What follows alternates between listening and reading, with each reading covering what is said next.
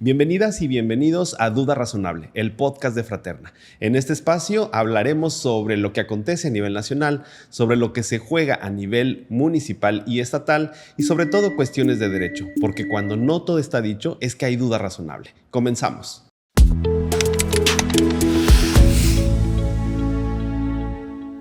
Para abrir boca, hablemos de lo que está ocurriendo este lunes. Miles de transportistas anunciaron un bloqueo en diferentes carreteras del país. Ellos aseguran que la inseguridad en las carreteras está insostenible. Más de 50 camiones son robados al día y por lo tanto exigen al gobierno federal que tengan seguridad en las carreteras. Al mismo tiempo, los campesinos se sumaron a estas protestas desde este problema de que el gobierno no les quiere asegurar el pago por tonelada de maíz de 7,200 pesos. El gobierno dice que con 6,000 pesos es suficiente para pagar la tonelada de maíz. Al mismo tiempo, hemos visto otras protestas en nuestro país, como por ejemplo la del 15 de noviembre, una protesta convocada en 25 estados de la República Mexicana, convocada por la Generación Z. También hemos visto protestas de jóvenes que exigen sea autorizada la jornada laboral de 40 horas a la semana. De tal manera que estamos viendo, Brandon, un régimen que tiene protestas y no precisamente bots por todo el país. Pues se puede decir que sí, porque los bots nada más están en redes, las personas estaban ahí, estaban en las marchas. Y eso es algo que se ha ido construyendo conforme al tiempo.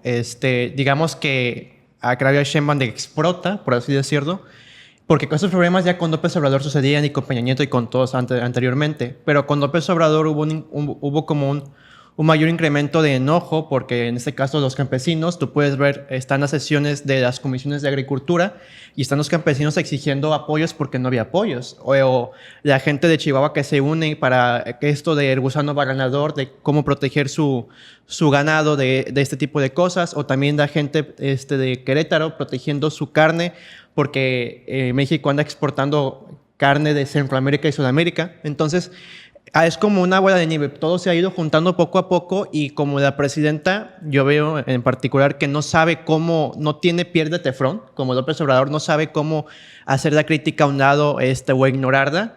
Es muy sensible a la crítica, entonces le pega y no sabe cómo responder. Y la forma en la que responde es una forma agresiva y completamente reaccionaria, que en vez de beneficiarla o en vez de que ella se ponga en su papel de estadista y maneje la situación con control y con dominio, pues reacciona de forma negativa. Y creo que a este país no le hace bien que eso pase.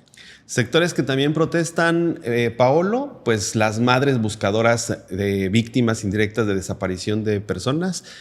También protestan maestros de uno de los sindicatos de maestros más importantes de nuestro país. Maestros a los que, por cierto, les hicieron una reforma educativa a modo en el gobierno de Andrés Manuel López Obrador para que ya no hubiera despidos en caso de faltas o de no tener el perfil adecuado para dar clases en este país. En fin, una diversidad de sectores de la población que están marchando. ¿Le va a aguantar a la presidenta el mensaje de que el pueblo está feliz y alegre? ¿Le va a aguantar el discurso que si el pueblo está feliz y alegre? Yo creo que no, más bien siento que actualmente ya se está derrumbando esa narrativa, porque recordemos que estas manifestaciones y bloqueos que se están pensando hacer en carreteras ya se dieron aproximadamente casi como un mes, 2 meses me parece, igual por mismos sectores agrícolas. La razón por la que se retiraron es, irónicamente, a pesar de lo que están exigiendo es la seguridad en las carreteras, se retiraron de los bloqueos de las carreteras por amenazas de grupos de crimen organizado de que, pues básicamente, si no se van, pues nosotros, como crimen organizado, vamos a intervenir. Yo siento que va a ser algo bastante peligroso porque si ya los habían amenazado de que si no se van, o más bien si vuelven, nosotros vamos a hacernos cargo de ustedes, van a volver a las carreteras a hacer bloqueos, pues me gustaría pensar que en un escenario ideal todo va a quedar en lo pacífico y en lo ideal, en esta idea de que todo va a salir bien. Yo honestamente no creo, y eso evidentemente va a ser un golpe muy grande a esta, como tú mencionabas, esta narrativa de todo está bien, el pueblo está contento, que ya habíamos hablado aquí que realmente la aprobación de la presidenta a nivel mundial ya ha reducido drásticamente. todos los sectores, agrícolas, los jóvenes, como mencionamos, la generación Z tuvo su marcha el 15 de noviembre, se volvieron a reunir este 20 de noviembre. Pero ya no en un número considerable, ¿no? No, ya no era un número considerable, hasta la presidenta lo reconoció porque ella misma mencionó en su mañanera que la persona que organizaba estas manifestaciones, pues ya le va midiendo, literalmente, textualmente así lo dijo, ya le va midiendo la persona que va a convocar estas marchas, porque pues realmente sí, o sea, si yo fui a una marcha y me agarraron a batazos, a escudazos, a pisotones, pues evidentemente no me van a quedar ganas de volver a ir. Pero esto no significa que haya recibido menos apoyo o que la gente ya esté otra vez contenta. No tiene nada que ver porque es cuestión de seguridad. Dices, pues si voy a ir a que me agarren a golpes, pues mejor no voy. Es por esto que mucha de esta marcha del 20 de noviembre se dio, bueno, técnicamente no se puede dar, sino que hubo más descontento en las redes sociales, reprochándole a la presidenta por la seguridad y la reacción que hubo de parte del gobierno a causa de estas manifestaciones y bloqueos en las carreteras. Hablando de la represión que vimos en la marcha del 15 de noviembre, por ejemplo, destaca el testimonio de esta persona que cargaba dos banderas al mismo tiempo, la bandera de la generación Z y la bandera de México, y que estaba de manera pacífica en el Zócalo y llegan los granaderos, aunque dicen que ya no hay granaderos, y lo echan al piso y lo golpean. Y en su propio testimonio, él dice, a diferencia de lo que argumentaba el gobierno de la Ciudad de México, que él no se cayó, que lo tiraron y que recibió los golpes. Brandon, después de lo que vimos el 15 de noviembre y respecto a las exigencias de los diferentes grupos, la Secretaría de Gobernación llamó nuevamente al diálogo. ¿Hay condiciones para dialogar con el gobierno federal en este momento? De hecho, hace unos minutos, no tiene ni una hora, la secretaria de Gobernación, Rosa Isela Rodríguez, dijo: de hecho, tenemos personas que están organizando los bloqueos, tienen carpetas de investigación abiertas. No, dice, no nos hicimos ayer. Entonces, ¿eso qué te da a entender? Dijo, estamos abiertos al diálogo, pero ya tienen carpetas de investigación abiertas. Le preguntaron por qué delitos y no dijo por cuáles. Pero, o sea, es como, ¿cómo vas a llamar al diálogo y dices que pues en cualquier momento te puedo meter a la cárcel? O sea, no hay forma de diálogo. La Secretaría de Gobernación en su momento se juntó con limoneros que no eran limoneros, se juntó con activistas que no eran activistas, como lo dijimos aquí en episodios pasados. Se juntaron con profesores de la CENTE en su momento, los profesores de la CENTE no estuvieron de acuerdo. Se reunieron con los agricultores y los agricultores no están de acuerdo porque les pusieron, como ya mencionaste, un precio menor al que ellos exigían del pago por tonelada de producción. Entonces yo no creo que haya ahorita las condiciones para un diálogo formal con el gobierno de la República. Mientras sigan en este modo de sí, puedo dialogar contigo, pero cuando cumplas mis condiciones, cuando hagas lo que yo quiero, no creo que haya esa disponibilidad y no creo que se vaya a dar. Y mucho menos con esta presión social y con este enfado que la sociedad y estos grupos que acabas de mencionar tienen en contra del gobierno de la República. Circula en redes sociales una comparativa de lo que ocurrió en 1968, previo a un encuentro internacional deportivo que hubo una represión. ¿Es comparable en tanto que el próximo año vamos a tener en nuestro país, que nuestro país es una de las sedes del Mundial de Fútbol, Paolo? Pues realmente no creo que sea nada comparable porque recordemos que lo que hubo en el 68 en su momento fue algo más grave y sanguinario que lo que sucedió en este 15 de noviembre en el Zócalo. Las situaciones se están pareciendo porque era lo mismo, el Mundial, el descontento social y ahora vuelve a venir el Mundial. Bueno, eran Juegos Olímpicos. Los Juegos Olímpicos, sí, disculpen.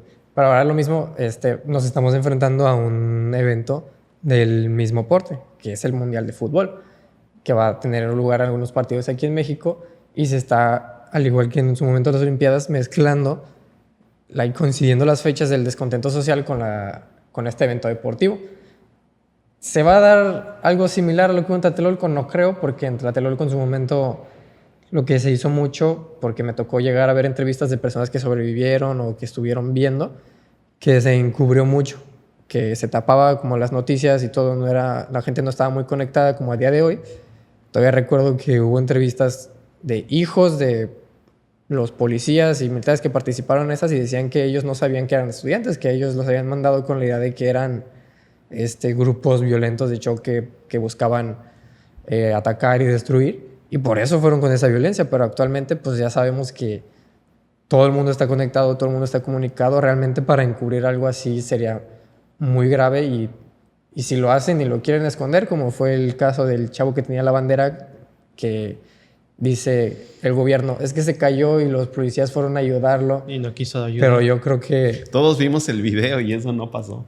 dijeron aguas ahí porque la inteligencia artificial está muy cañona.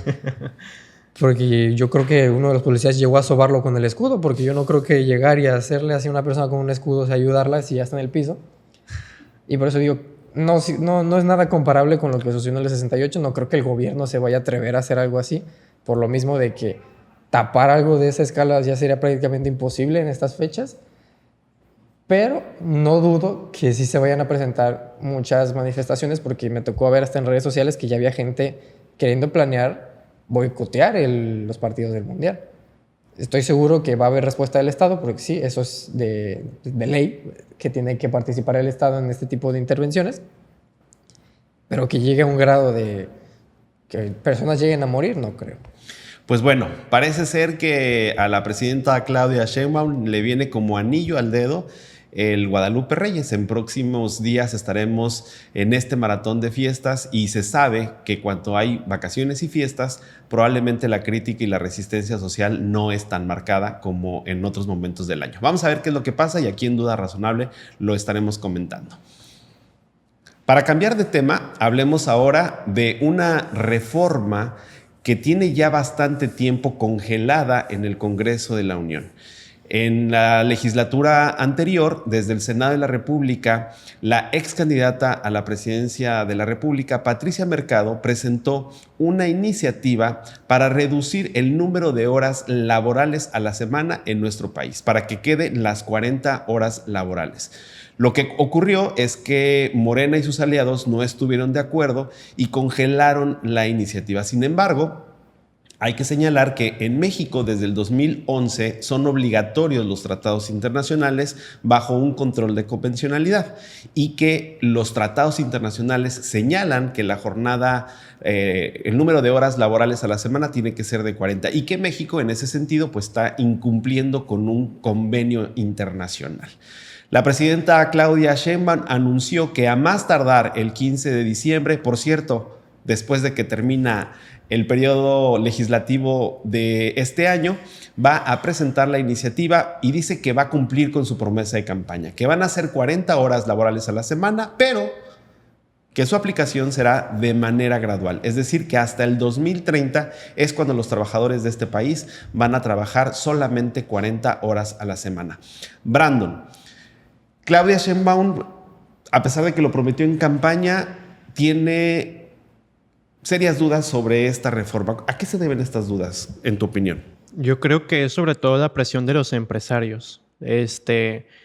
Si vemos muy bien, Claudia Sheinbaum está más unida a los empresarios que López Obrador. López Obrador todavía como que siguió ese discurso de muchos son corruptos, entonces, o sea, sí se acercaba a ellos, pero no tanto, trataba de no juntarse con ellos, y Claudia Sheinbaum no. Tenemos, por ejemplo, ahí a Altagracia Gómez, ahora estos contratos que se ha dado al Grupo Carso de Carlos Slim y otros más, ¿no? Yo creo que es más por esa vía, uno, y la otra es porque yo creo, de hecho mucha gente opina que quieren hacerlo que esté hasta 2030, para en 2030 en la campaña darlo como un logro de ellos. Cuando desde 2023, como ya mencionaste, tanto Patricia Mercado, senadora de MC en su momento, y la entonces diputada de Morena, Susana Prieto, proponían, tanto en el Senado como en la Cámara de Diputados, la reducción a 40 horas. Pero ya dijo la presidenta hoy, justamente dijo que que ella le va a presentar en diciembre, pero que se va a aprobar hasta febrero. Entonces, y que va a ser gradual. Hasta 2030 se va a terminar de incorporar, porque los empresarios tienen muchas dudas, porque tiene que hablar con el gremio, tiene que hablar con trabajadores, tiene que hablar con sindicatos, con especialistas, que digamos son más excusas que nada para ir alargando y alargando y alargando, porque como tú dices, ya es un llamado social que lleva mucho tiempo siendo exigido y no se ha cumplido. Paolo, De entrada tiene que ser una reforma constitucional, se tiene que modificar el artículo 123, que por cierto parece ley reglamentaria ese artículo de lo largo que es en sus dos apartados. Hay que reformar el artículo 123 y como dice Brandon, pues esto no va a ocurrir próximamente. Significa que esta reforma, si bien le va, sería aplicable hasta el 2027. ¿Cómo crees que va a ser este proceso legislativo? Es decir, una vez que arranque el próximo periodo de sesiones en febrero, ¿será rápido? ¿No será rápido? ¿Vamos a ver foros abiertos? ¿Cómo prevés que va a ser? Pues yo preveo que va a ser como lo que fue en su momento la reforma judicial. Van a llamar expertos, van a llamar a todo el mundo a participar en los diálogos abiertos, que muy probablemente todos vayan a ser empresarios, porque aquí hay que... ¿O no? Porque los empresarios se oponen. Justo, para hacerlo gradual. Decir, pues de todos los que invitamos, todos estaban en contra. No, pues lógico, 47 horas. Abarcando eso que menciona Brandon, tuvimos la oportunidad hace un par de semanas de asistir a un evento de Coparmex. Un proyecto de Coparmex, que es uno de los sindicatos patronales más grandes de México. Y se me hizo bastante interesante y hasta divertido como los empresarios y patrones sí buscan que se reduzca la jornada laboral. Uno de los patrones que estaban dirigiendo Ese era el presidente. El presidente justamente que estaba dirigiendo este evento menciona, estamos haciendo todos nuestros esfuerzos con nuestros legisladores, con nuestros trabajadores, para que nuestra jornada laboral de 48 horas reducirla a 47. Y si es posible a 46. Si es posible a 46. Esto la neta se me hizo una burla. Pero tipo diciendo una mentada de madre, porque no manches, o sea, gracias, me quitaste una hora que me vas a hacer. Es que lo que implica la reforma para que sean 40 horas es que tienen que ser 2 días de descanso por 5 de trabajo. Y aquí lo que interesante es que a este gobierno, lo hemos visto muchas veces, le encanta disfrazar minorías de mayorías, como fueron las elecciones del Poder Judicial y básicamente todo. Pues aquí va a haber esto, porque a los legisladores que tenemos, pues realmente la gran mayoría son empresarios. No les va a convenir. No va a ser conveniente para ellos reducir la jornada laboral de sus trabajadores y pagarles lo mismo. Realmente no creo que esto lo van a, como fue en su momento pasado, lo van a retrasar, lo van a congelar, lo van a evitar lo más que puedan y ya cuando sea inevitable ya hubo dialogarlo. Marchas. Este fin de semana hubieron marchas de jóvenes también que exigen la aplicación de la reducción de las horas laborables de inmediato, no de manera gradual. Claro, y esto realmente puede que sí las lleguen a reducir, pero yo siento que cuando lleguen a las 45 horas algo va a pasar que ya no los van a poder seguir bajando, porque recordemos que ya hay varios países en el mundo que tienen una jornada laboral de 40 horas. México es... Porque es por convención internacional. Y aquí es donde mucha gente entra en el debate de que si los convenios internacionales están sobre la soberanía del país, no están encima de la Constitución ni la soberanía del país, ya que un país, por su propia soberanía, es que decide entrar a estos convenios internacionales por decisión propia y aceptar lo que viene en ellos. No es que alguien llega y se los imponga y estén obligados a hacerlo. México firmó estos convenios y aceptó estas disposiciones que vienen en estos convenios. Así que de manera explícita se está obligando a sí mismo a reducir las jornadas laborales, cosa que no ha hecho. Y yo creo que seguirá sin hacer.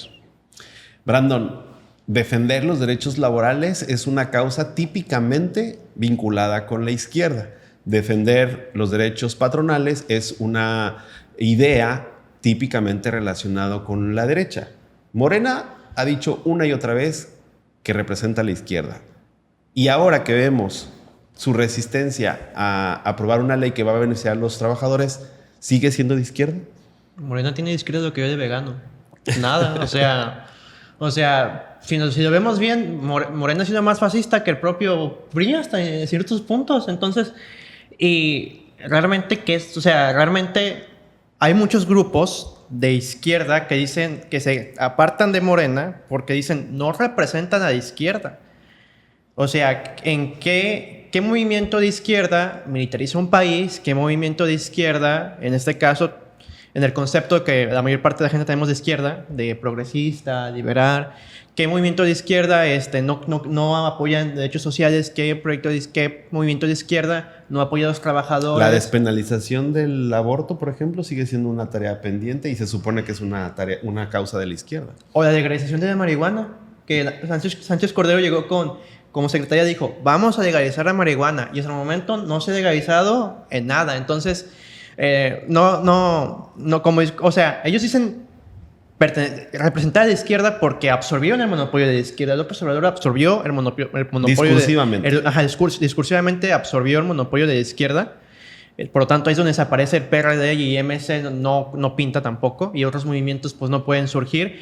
Lo más de izquierda que podemos tener es el PT, pero pues tenemos ahí a Fernández Noroña con casas de millones de pesos y viajes a New York. Y con un presidente del partido que lleva 30 años siendo presidente del partido. Justamente, entonces, pues, y empresarios y un líder sindical que es Perro Aces o Napoleón, Urrutia. Gómez Urrutia, que tampoco ayudan. Entonces, tienen de izquierda, como te digo, lo que yo tiene de vegano, no tiene nada. O sea, no tiene nada. Paolo, dice la presidenta que es importante que esta disminución de horas laborales sea gradual porque ella quiere mantener el crecimiento del salario mínimo y que no se pueden las dos cosas al mismo tiempo. Pero, ¿el aumento al salario mínimo realmente aumentó el poder adquisitivo de los trabajadores? No, ahí sí es un rotundo no. Se ha tenido mucha esta narrativa que yo siento que es como maquillada, por así decirlo, de que el salario mínimo está aumentando porque tenemos entendido que el salario mínimo es supuestamente el ingreso mínimo que requiere una persona para solventar sus gastos y de una familia. Pero si hacemos la cuenta, actualmente el salario mínimo son, me parece, 289 pesos mensuales. Como 8,000 pesos al mes. Que son como de 8,000 a 9,000 pesos al mes. Díganme ustedes con lo mínimo sobrevivirían con 8,000 pesos al mes. Ni siquiera te alcanza para una renta. Ni siquiera te alcanza para una renta. En Puerto Vallarta una persona, 8,000 pesos no son nada, literalmente. Una persona ni siquiera puede vivir, no puede pagar ni siquiera un hogar con 8,000 pesos. Digo que es maquillada porque sí, el salario mínimo va aumentando. Recordemos que desde que entró Andrés Manuel aumentó relativamente mucho, pero recordemos que el salario mínimo también está imparable. Debe estar de la mano con la inflación, con los precios de mercado, con los precios de vivienda, cosa que no es así. Los precios han aumentado. Si el salario mínimo ha aumentado, los precios han aumentado exponencialmente demasiado. Otra consecuencia es que ahora las personas que tienen una profesión están ganando el salario mínimo. En lugar de que el aumento del salario mínimo también hubiera resultado benéfico para profesionistas. Porque recordemos que a pesar de que el salario mínimo es por ley, hay muchos trabajadores, si no es que la gran mayoría de trabajadores en México, no trabajan de manera formal. No tienen un contrato, no tienen prestaciones, mucho menos tienen un salario mínimo. Y también vemos mucho esto, porque me toca verlo en personas, que llega alguien a trabajar y es nuevo y luego dicen, no, pues ¿cuánto le voy a pagar a alguien que no es nuevo y que no sabe? Pues el mínimo, para eso está el salario mínimo, que es lo mínimo que le debes pagar. Y la gente todavía ve que el salario mínimo es mucho, porque dicen, ¿cómo le voy a pagar eso a una persona? Pues es lo mínimo que le debes pagar por ley. No es el mínimo que tú quieras, no es lo mínimo que yo te puedo pagar, no es lo mínimo que la ley dice que le debes pagar. Y súmale las prestaciones. Más las prestaciones que vienen por ley, que también están en la Constitución y en la Ley Federal de Trabajo, todas estas prestaciones que los trabajadores deben tener aparte de su salario. Y es lo que decía. Pago de utilidades, seguridad social. La gran mayoría de trabajadores no trabajan de manera formal, no tienen ningún contrato, por ende no tienen forma de tener sus prestaciones ni su salario mínimo. Y realmente mucha gente, por desconocimiento, no sabe todo esto. Y es por eso que no lo exigen, porque muchas personas dicen, es que el salario mínimo no sirve. ¿Cuánto te pagan a ti? Menos. ¿Lo has reportado? No. Vamos a programar un episodio de Duda Razonable, precisamente hablando sobre las bondades de la reforma laboral de 2019, porque ahora los litigios laborales se dan de otra manera, en teoría, en beneficio de los trabajadores. Pasemos ahora a un tema un poco más trivial. México se llenó de orgullo por el triunfo de Fátima Bosch como titular de Miss Universo. Sin embargo, ha sido un concurso que en las últimas semanas ha estado lleno de polémica. En primer lugar, todos vimos en redes sociales un episodio en la que la hoy Miss Universo se confrontó con uno de los directivos del certamen, que no deja de ser una empresa, Miss Universo en Tailandia. De manera muy elegante y de una manera muy asertiva, ella comunicó su desacuerdo con este directivo en Tailandia, lo que la posicionó de manera inmediata como una voz fuerte y una mujer empoderada en todo el mundo. Y así fue como avanzó en el concurso de Miss Universo. Sin embargo, aunque ha sido motivo de alegría y de celebración su triunfo, hoy han salido voces que cuestionan que el triunfo haya sido genuino, que haya sido legítimo. Le cuestionan, por ejemplo, primero, que su familia está relacionada a la 4T, que su papá es contratista de Pemex y que uno de los propietarios de la marca Miss Universo en México ha recibido un contrato precisamente de Pemex y que esto pudiera haber sido una compra del título de Miss Universo. También hablan de un familiar de Fátima, una familiar que fue senadora de Morena y actual servidora pública en el gobierno federal. Brandon, ¿será que la 4T tiene tanto poder para lograr un triunfo en un certamen internacional? Yo la verdad no creo. La verdad no creo que sea como que haya tanto poder porque en realidad es un escándalo mundial, ¿no? Y si llegara a ser cierto, pues va a ser como acabo de decirlo, reitero, va a ser un escándalo mundial. Pues ya salió este señor Omar Harfuch, que nada más tiene creo que una hay más, que él dijo que el señor Acevedo casi lo obligó a votar a favor de Fátima, ¿no? Y por eso renunció y ya no estuvo como juez, ¿no? Porque renunciaron 3 jueces, ¿no? Del jurado, del certamen. Entonces, y él decía que no, que eso ya estaba vendido desde hace rato. Entonces, y ahorita con eso de los contratos de Bernardo Bosch, padre de Fátima Bosch con Pemex, y de hecho la noticia de que en 2019 Octavio Romero lo bajó porque era, aparte de que era funcionario de Pemex, era contratista de Pemex. Entonces, y ya salió un comunicado donde Bernardo Bosch dice, sí, tengo un contrato, pero desde los 740 millones nada más me han pagado 40 millones, así que faltan 700, pero o sea, eso es tema aparte. Entonces, no creo, la verdad, no creo. Yo sí creo que Fátima se vaya, que ganó la coronación bien, muy bien, la verdad. Yo seguí desde que estaba, bueno, yo seguí todo su camino desde que ganó en Tabasco. En Tabasco hacen toda una fiesta cuando se elige su representante de Miss México. Y la verdad, a mí se me hace muy buen premio para Fátima. Como dicen por ahí, entre todo lo malo hay algo bueno. Ahora, quitando a un lado la conspiración o la versión conspiranoica de su triunfo, el mensaje de Fátima respecto al empoderamiento de las mujeres y sus derechos ha sido muy poderoso en redes sociales, Paolo. Claro, pues sí, recordemos que realmente Miss Universo es un evento de belleza que ha sido tanto criticado de manera positiva como de manera negativa, tanto por los grupos de mujeres. Por los estereotipos que reproduce. Por los estereotipos que dicen muchas personas, más bien muchas mujeres, están en contra de estos certámenes de belleza exactamente por eso, porque promueven los estereotipos de que tú te debes ver así, de que esto es una mujer bonita, no todo lo demás. Pero recordemos que también que al defender los derechos de las mujeres y satanizar estos es contradictorio, porque las mujeres que van aquí van por propio derecho. Van por propio derecho, van por su decisión participar en esos eventos. Eventos que a mi parecer sí están medio raros porque hace poco descubrí que en Miss Universo hasta cierta medida están permitidas las operaciones plásticas. Y yo dije... Bueno, Venezuela puede decir otra cosa. Y yo dije, pues qué interesante, ¿no? Es como si en el Mr. Olympia se permitieran los esteroides. Qué raro. Qué raro, deplorable, la verdad.